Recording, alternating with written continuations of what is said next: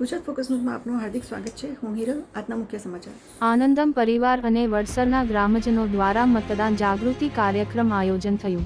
આ અવસરે બીસીસીઆઈના સેક્રેટરી શ્રી જય શાહ પણ ઉપસ્થિત રહ્યા હતા અને ચોથ નિમિત્તે વડસર ગણપતિ મંદિરમાં ભગવાન શ્રી ગણેશના દર્શન પણ કર્યા હતા।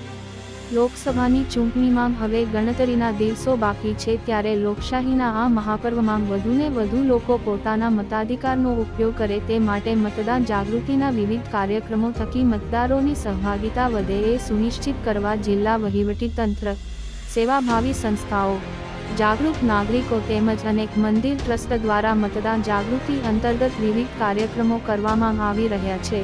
ત્યારે કલોલ તાલુકાના વડસર ગામે આવેલા વડસર ગણપતિ મંદિર ખાતે મતદાન બોલો પાર્વતી પતે હર હર મહાદેવ। સદૈવ મંચ અને એના આયોજકો તેમનો ખૂબ ખૂબ આભાર માનું છું કે એમણે મને અહીંયા ભગવાનના દર્શન માટે નિમંત્રિત કર્યો। મંદિરના અંદર જવાથી મારું આખું માઇન્ડ જ ચેન્જ થયું। તમને શું કહું,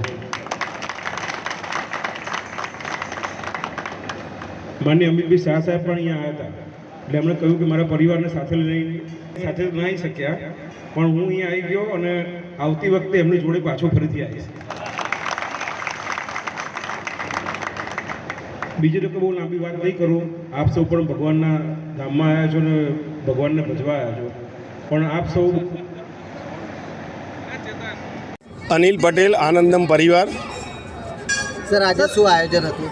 આજે સમસ્ત ગામજનોને ભેગા કરીને મતદાન જાગૃતિનો કાર્યક્રમ હતો, એનો મહાયજ્ઞ હતો। આ બહુ જ પૌરાણિક ગણપતિજીનું મંદિર છે ને ગણપતિજીના પ્રાંગણમાં એ યજ્ઞનું આયોજન કર્યું હતું। ગામજનો ભેગા થયા હતા અને જયભાઈ શાહ બીસીસીઆઈના સેક્રેટરી પણ આવ્યા હતા। એમને પણ ગ્રામજનોને પ્રોત્સાહિત કર્યા છે કે ગરમી પુષ્કળ છે તો સવારમાં જેટલું બને તેટલું વધારેમાં વધારે 100% મતદાન થાય એ માટે એમને પણ બધાને પ્રોત્સાહિત કર્યા અને ગામ લોકોએ બે હાથ ઉપર કરીને પ્રતિજ્ઞા કરી છે કે અમે 100% 100માંથી 100% વોટિંગ કરીશું। આજે સમસ્ત ગામજનો અને આજુબાજુના ગામજનો એમ કરીને લગભગ 10,000 માણસ અહીંયા આગળ આ યજ્ઞની પ્રસાદી લેવાના છે।